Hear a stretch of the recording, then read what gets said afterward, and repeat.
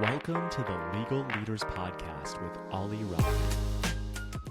Dr. Ali Alemozafar is a partner at Wilson Sonsini. He focuses on IP counseling and works with companies at various stages of growth, from pre-financing startups to public companies. Prior to practicing law, Ali was an accomplished academic, acquiring his bachelor's in chemical engineering from Cornell and earning a Ph.D. in chemical engineering from Stanford. This interview covers Ali's career timeline and speaks to his passion for the field of STEM and the companies he helps on a day-to-day basis. I hope you enjoy the episode. Ali, welcome to the Legal Leaders Podcast. Thank you, Ali John. Good to meet you and good to see you again.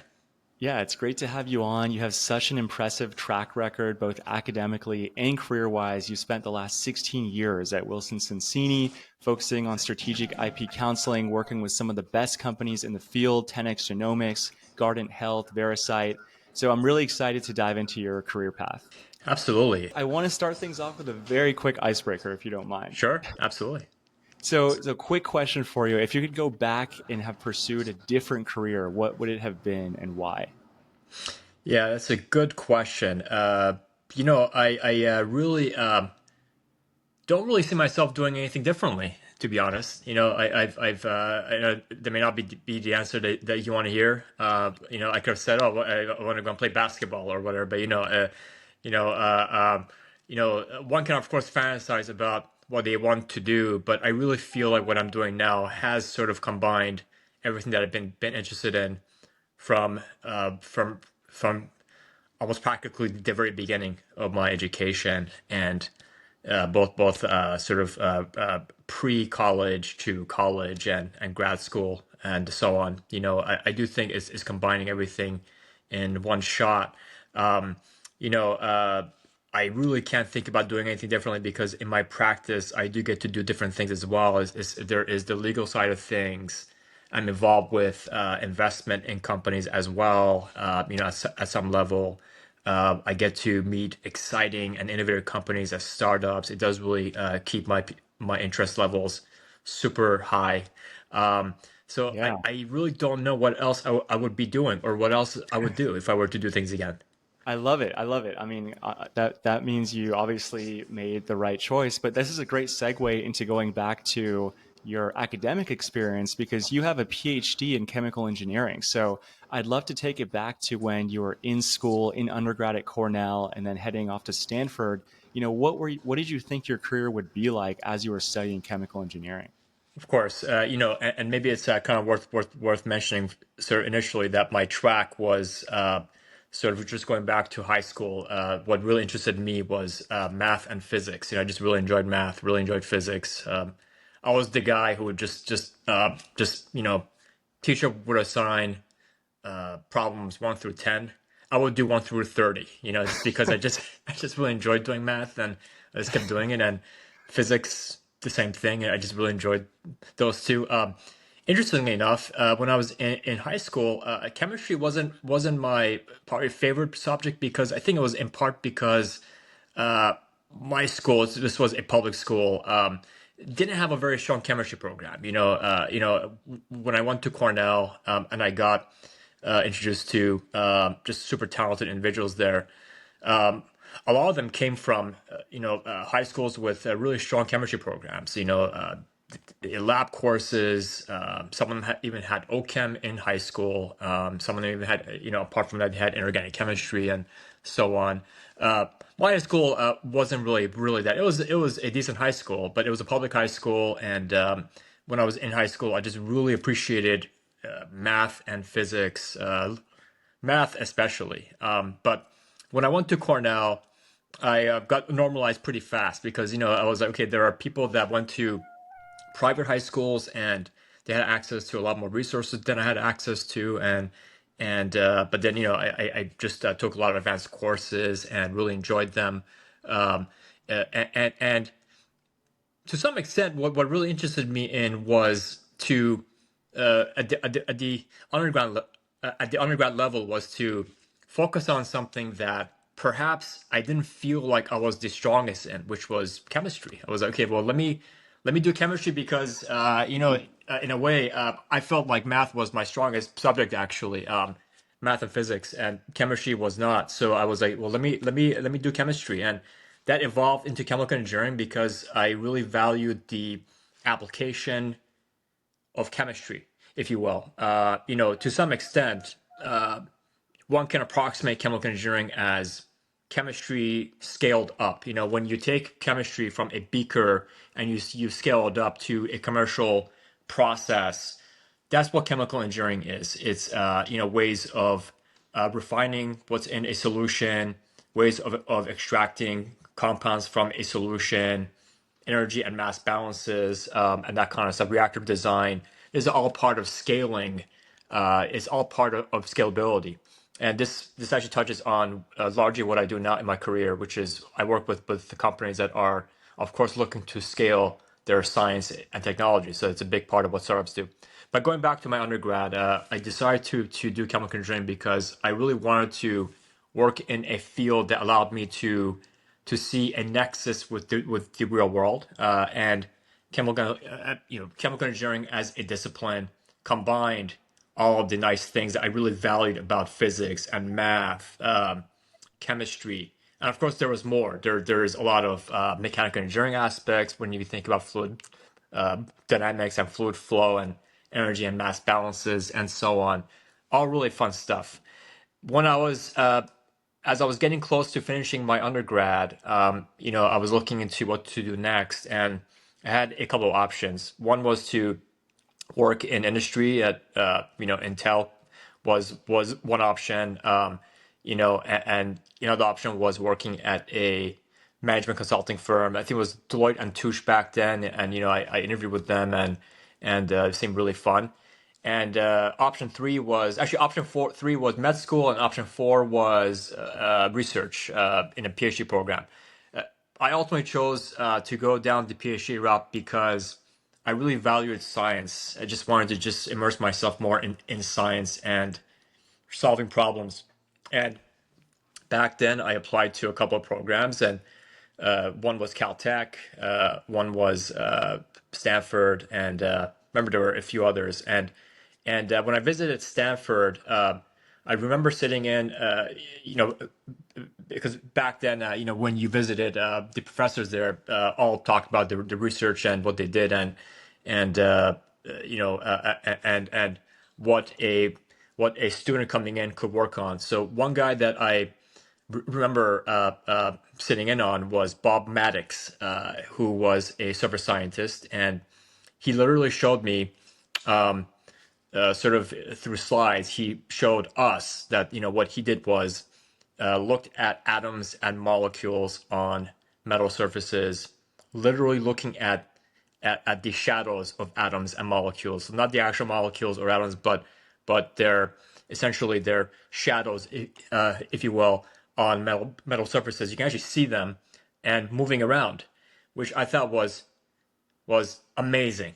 And one thing to also mention is this. I forgot to mention kind of the backstory, which is that ever since I remember being in school, and my family, we immigrated to the U.S.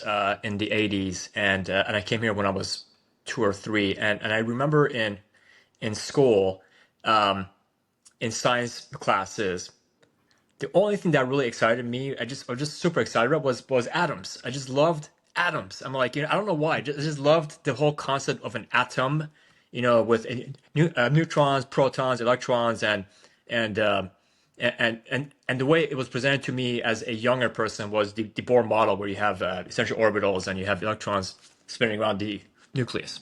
Not very accurate, right? When one thinks about more complex atoms, but the Bohr model does approximate a hydrogen atom, and that just got me really excited. So the notion of me looking at atoms in my PhD program was cool because it just also brought me back to where I guess it all started for me, which is atoms, and I just really enjoyed atoms, and so I ended up ultimately joining Bob Maddox's group at Stanford. So I chose to go to Stanford because I just really loved the Bay Area and really enjoyed the Stanford campus, and I joined Bob Maddox's group, and for some time I spent trying to fix a tool that was used to to look at atoms. He had this tool called a scanning tunneling microscope, which basically is a metal tip that you bring very close to a metal surface, and you quantum mechanically tunnel electrons into the surface. And based on this tunneling, you can then see the atoms or molecules on a metal surface. So I spent some time fixing that because it wasn't working. It was just sort of sitting there collecting dust, and I had to get that to work. And I had to then also, of course, get the vacuum system to work because all this had to be done under very high vacuum to try to minimize background reaction and so on. That took some time, so I quickly became also a mechanic. And but then when it worked, and I saw and I got my very first images of copper and oxygen atoms on metal on a copper surface, I was just these beautiful rows of ordered copper and oxygen atoms on a copper lattice was the coolest thing I'd ever seen. Wow. And it probably even brought tears to my eyes because it was just such a wonderful, beautiful image. See this thing work, and all the work I had put into it finally worked. And but that wasn't new. People had already seen copper and oxygen atoms. It's just a test case to see if does this system work. Great. And then once it worked, then I started to look at different systems like reactivity of sulfur dioxide with oxygen on a copper surface. Chemical processes that are relevant to industry. SO2 reacting with copper is important for trying to understand how catalysts function, heterogeneous catalysts, metal surfaces that catalyze chemical reactions function. And so I spent time researching that, researching other systems as well, which ultimately culminated into sort of my Ph.D. thesis, which is looking at several different systems and assessing reactivity and how metal surfaces facilitate chemical reactions. Very fun stuff. Yeah. As I was getting towards the end of my PhD, like a lot of PhD students, you have a couple options. You of course can go for academia, and that was door number one.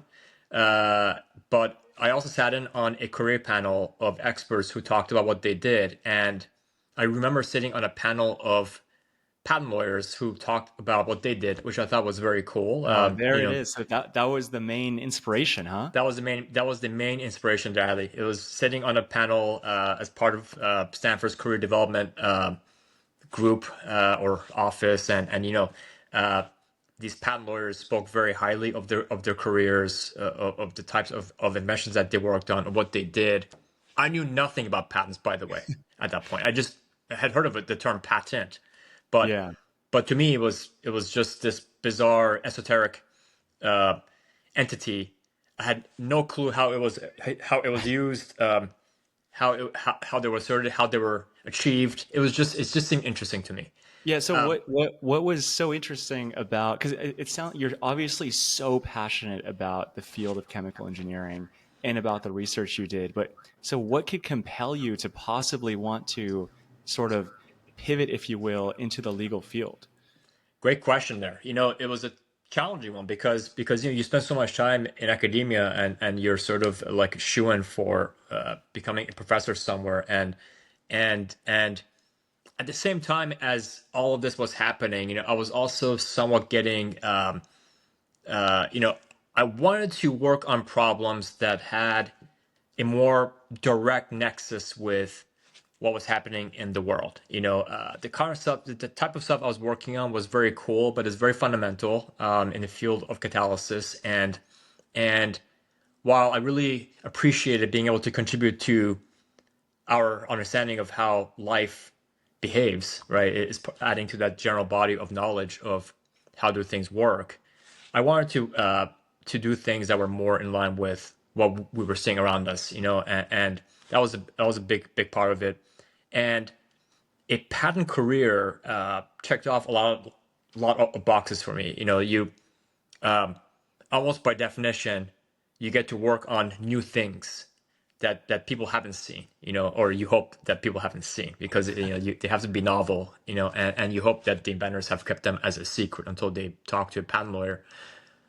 So you work on cool, novel ideas. You help people to protect them. At the same time, I'm learning about new things. I'm keeping my brain cells activated, and I'm constantly learning about new things, new cool things. And it's a career that, has, especially having joined Wilson Sonsini and the types of clients that we have, it's become somewhat part of our DNA is working on startups. I get to work on super cool and highly innovative inventions for companies that are really trying to help people in need, and that gets me up at sort of and that gets me up in the morning. It keeps me working until 12 a.m. Making sure that Yeah. I'm helping all of my clients out, and just keeping me mentally stimulated because all of my clients and our clients are really trying to help people. It's whether it's a therapeutics company, a digital health company, a diagnostics company, or in other spaces, companies that are trying to help the planet. The planet's heating up, and how can we save the planet, which we need these 100%. these innovations. That's what we do, and I'm part of this fantastic team at my firm that helps companies at different levels. I focus on inventions, patents, and perhaps trade secrets to some extent, and others at my firm help to form companies. They help companies with other issues as they come up. So I really also, it's not just about working at a law firm. I really value working at my firm, and I can tell you, I can't see Yeah. myself working anywhere else. It's just really it's been such a fantastic place. Now, to address your point, it's making that transition from an academic to a lawyer, wasn't it took time. It had to Really? adjust the way that I thought of things. In science and engineering, one looks for an answer. You look for, okay, well, what's the answer, right? Is it when you solve a math problem, there's an answer. But in law, one has to get used to there not being an answer, but you Depends. advocate for for your cause, essentially. Yeah, it depends. It depends. Yeah. Exactly. So Exactly. it's really interesting. I mean, how and so you went to UC Hastings or formerly UC Hastings, now UCSF Law. I'm curious about your experience in law school. Like, how was the academic rigor of the JD compared to all of your studies in STEM? Yeah, yeah, of course. It's a different mindset. In going from a scientist slash engineer to a lawyer, one has to get comfortable with there not being an answer, but you advocate for the most likely answer or an answer. It does depend, and you have to get comfortable with that. That at the end of the day, there may not necessarily be a black and white position with respect to things like, if there is litigation, if there's like criminal offense or whatnot, if there's a tort offense or tort or whatever, right? There's, you know, um, you make your best case, and you hope that you win, and you also survive an appeal, and you make strong arguments. Um, it's for me as a patent person where I have to largely pitch technologies to the patent offices. I come in with an understanding of the science and the technology, and make the pitch to examiners at the patent offices. I come in and I say, look, this is what the patent application and the claims are trying to protect, and you make a strong argument in favor of why this invention is novel and it deserves to be a patent, and we win. We have secured patents, and we think aggressively about how to continue to expand coverage, but basically, in making a switch from a scientist to a lawyer, one has to get comfortable with, you have to be an advocate versus other in other fields where one looks for the right answer. Yeah. Gotcha. That's really interesting. I mean, the passion for your work is what really comes through. I want to talk about after you graduated law school in 2010. What did the legal landscape look like in terms of firms you wanted to work at? Like, what were you looking to actually do? How did you hear about Wilson Sonsini? Yeah, yeah. I learned about Wilson going back to 2007 when I started law school. One of my friends worked at Wilson. This is a friend that I knew from my Ph.D. days at Stanford, and he had joined Wilson before I did. And when I was in my first year of law school at Hastings, which is now called UCSF College of Law San Francisco, UC College of Law San Francisco, uh, I was looking for a law firm to intern at, to do a 1L summer position, have a 1L summer internship, and I contacted my friend at Wilson, and he talked very highly about the firm. He talked about the firm's vision and what the firm looked, kind of the types of clients that the firm has helped and does help, and so on, and talked about the patent group. And I thought, great, sign me up. It sounds wonderful. I would love to work there.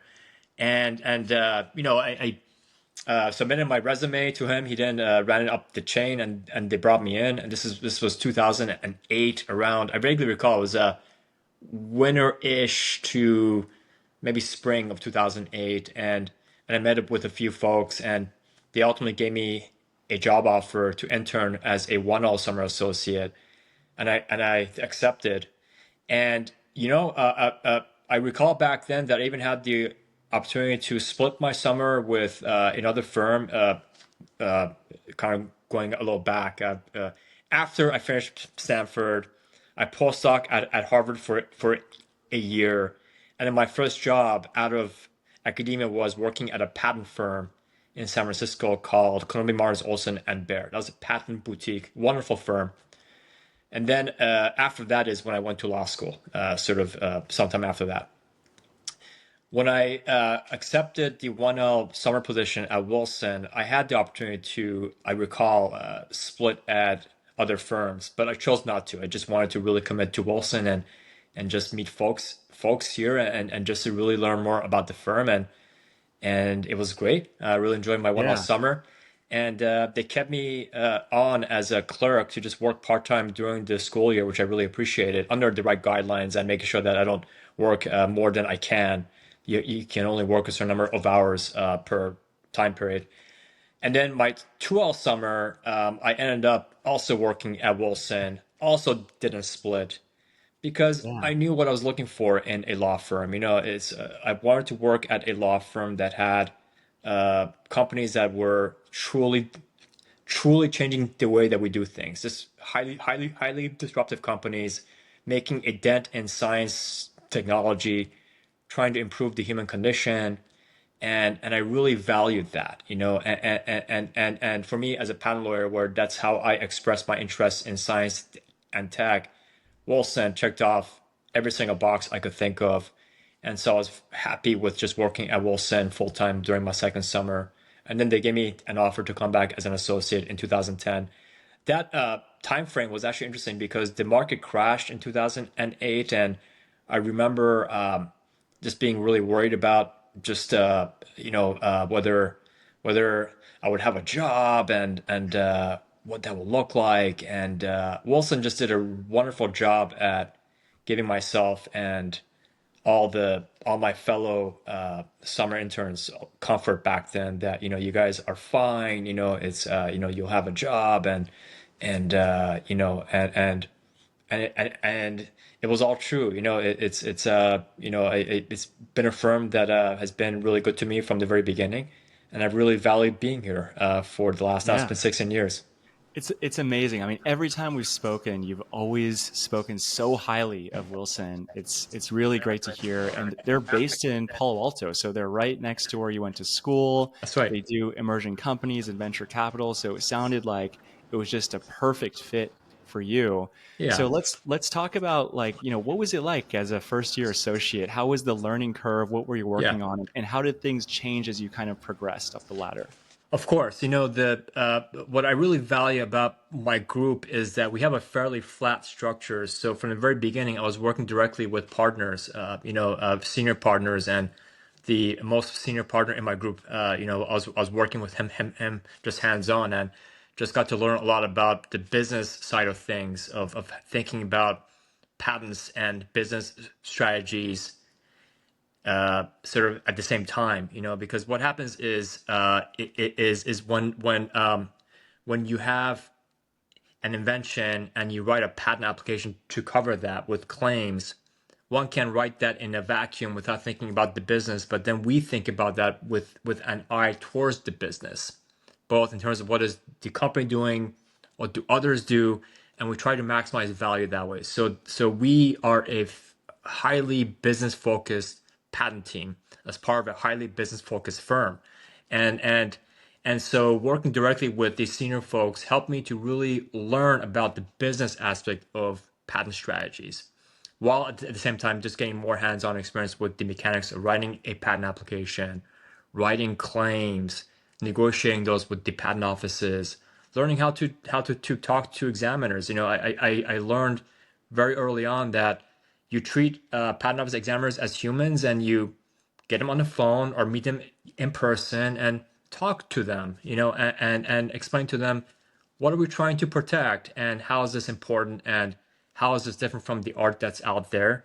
And I was surprised because it's in the patent field generally, that's fairly rare. But the way that we do things here is we talk to examiners, we really respect them, we value them as part of this process, and so I learned very early on that you got to cherish this to you have to talk to the patent offices and the examiners and as part of this negotiation. So those were tools that I gained as I was working. And then what happens is, because our group is fairly flat, we're somewhat we become ultimately the spearheads of strategy, meaning associates take charge fairly early on, which I also really valued. I wanted to have ownership in my clients. There's a distinction between a client being this partner's client or that partner's client or the firm's client versus they're also my client and I want to keep them happy. And so I got that point as a first year associate that it's not just this partner's client, it's also my client, and I have to keep them happy at all costs, which means you get back to them quickly. We do high quality work every single time. No, we don't take any shortcuts whatsoever. We do things at the highest standards. I'm not just marketing ourselves. This is truly how I believe and how I think even now is, and I'd like to train my associates is you have to take ownership in these clients because apart from doing good pattern work is we have to also keep them happy, which means that you get back to them quickly. We keep them happy in terms of what's been charged. There are no weird expenses. So it all goes into not just doing good legal work, but also keeping our clients happy. 100%. Yeah, 100%. And I just love how much ownership you take in the work, and it really comes through in the way that you conduct yourself and sort of run the business. I want to kind of ask you on the flip side of things, how do you tell a client no if there's something that doesn't make sense? Yeah, great question. Saying no is itself an art form. It's first of all, we rarely say no. We say we don't say no. Whenever someone says something can't be done, we think of ways of making it happen. So there is rarely ever a no. There may be variations in how you achieve things, but never truly a no. It's just minor deviations in how we may have to approach things. We always push the envelope to get strong and broad patents. So it's one thing I've learned is there's just never ever really a no. But sometimes you may have to tell a client no, like for instance, if theoretically, if they come and ask us to cover a competitor who may be working with us as well, then there's a conflict there. We have to find a way to navigate that and say, well, there's a conflict, and so we have to manage that conflict. But if we ever get to a no, we explain what the situation is, what the challenges are, and options. And there are different options, one of which may have a higher barrier to activation, so requires more effort versus some other options. So we present them with options, but rarely do I ever tell a client no. We always find ways to get creative and to achieve what maybe other lawyers would say couldn't be achieved. Amazing. Love that answer. And I also want to ask about teamwork. What does it mean to you to work as a strong team? Communication is important. Strong team. Everyone has to communicate constantly with each other, both internally and with clients. It's important that we keep clients updated. We manage expectations effectively, and it's also important that we communicate internally effectively to manage internal expectations. So communication is very important. Being responsive is important. So when a client sends me an email, I try to get back to them as fast as possible. At the very latest, within at the most 1 business day, if not faster. For me, I always catch up at night, so I get back to all of my clients within a few hours.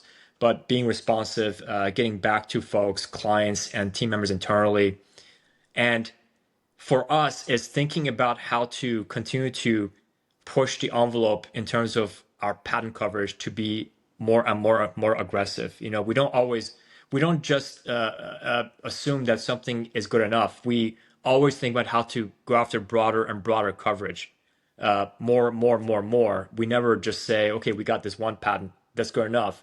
It's never good enough. My thinking is, it is until my client has fired me, they've been acquired, and the larger company hires a smaller firm to handle their work, or God forbid the company goes under because they haven't raised money. But until they just stop working with me, we keep our foot on the gas pedal. Love it. Now, I have one more question about sort of the firm as a whole before we talk about your path to partnership. I want to ask, what was the energy like at the firm when seeing these huge acquisitions happen, like Microsoft acquiring LinkedIn or Elon buying Twitter? What was the energy like at the firm? For us, that's a very common for our clients to be acquired by larger companies. It's part of our flow. We work with startups that are very early stage. Sometimes there's 2 people out of a garage, then 2 public companies, and some of them get acquired. Some of them become public, and then maybe they'll get acquired downstream. So it's very common for our clients to get acquired or go public. So it wasn't really surprising, at least to me. It's not surprising to me that when my clients get acquired or go public, in fact, it's what we hope for. Yeah, it's what you guys do. Yeah. Understood. That's amazing. So you spent about 8 years as an associate. Can you talk about how things changed as you started thinking about partnership? Yeah, it's a when one is an associate at a firm, one is presented with many options. One is you continue to work at the firm and then you gain more skills, and then at some point maybe you'll go and work at a company. You go in-house as a GC or VP of legal, VP of IP, many different types of trajectories that way. And I had those opportunities too. Uh, but another path is to continue to be at the firm, and then you want to become partner, and becoming partner gives you more insight into the firm's management and how the firm operates and all the magic that happens at a firm. I When I started at Wilson, even going back to 2008, even as an associate in 2010, I didn't even dream of becoming a partner. I wasn't even honestly, I didn't even think that it was possible for me. It was something that I'm like, wow, it's people that are partners are super skilled and talented, and who am I to ever become partner here? And but you just stay here, and you just learn, and you do great work. You're part of wonderful companies that are making a dent in how things are done, at various levels, and then the firm gives you various opportunities to continue to learn about that partnership track. What do you need to do? Being able to work with other groups, is for us. Our firm really values collaboration, with other departments, because we have a fantastic firm generally. We have people that do other types of work, other types of legal work that are just wonderful, and we try to find opportunities to get them involved. So you learn about that. You learn about how to manage both clients and team members. You learn about finances and what is important there. So the firm does give you tools to evolve into a partner.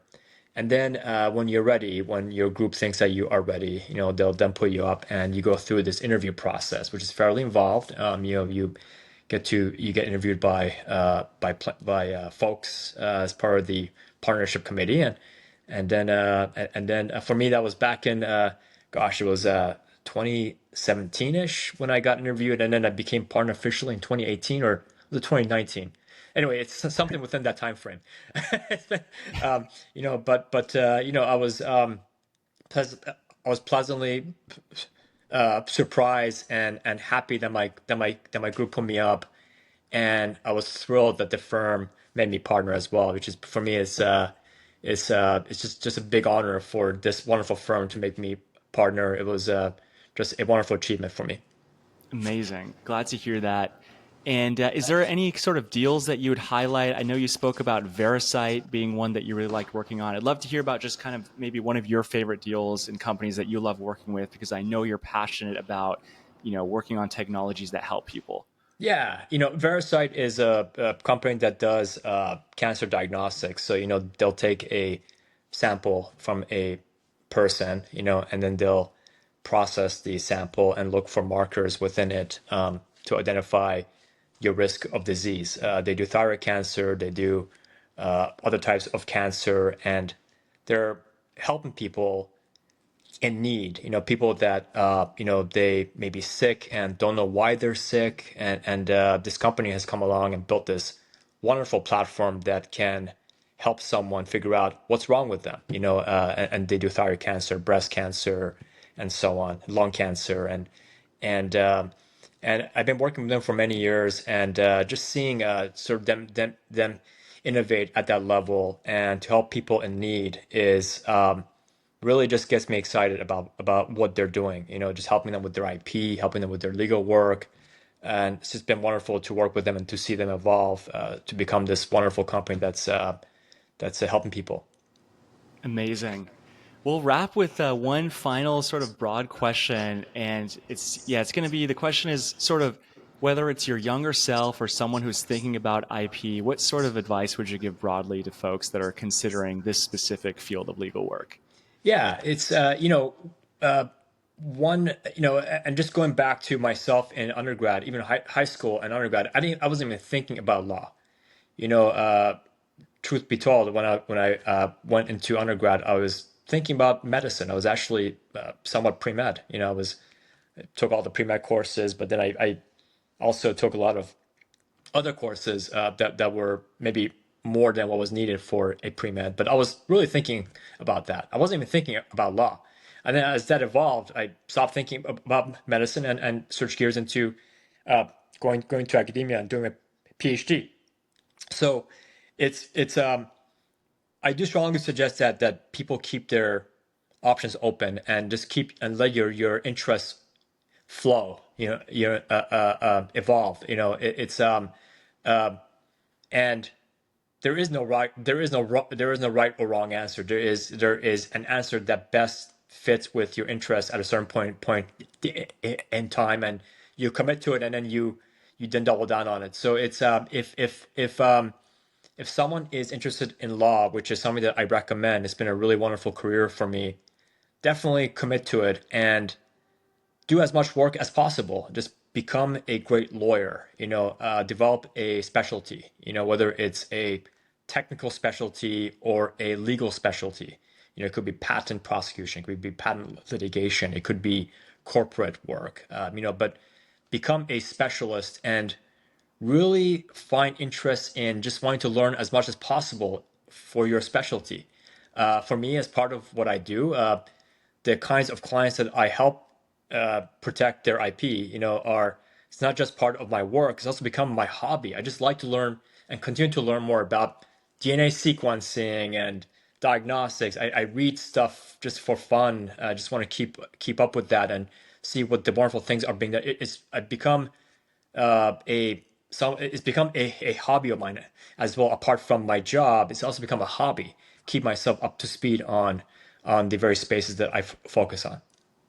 Love it, Ali. Well, Your passion really comes through, and I'm sure your relationships with all your clients is amazing because they see how passionate you are and you pride yourself on doing good work. So really appreciate the interview. I think it was inspirational, and thanks so much for coming on. Thank you, Ali. It's a pleasure, and thank you for having me on your show here, on your podcast.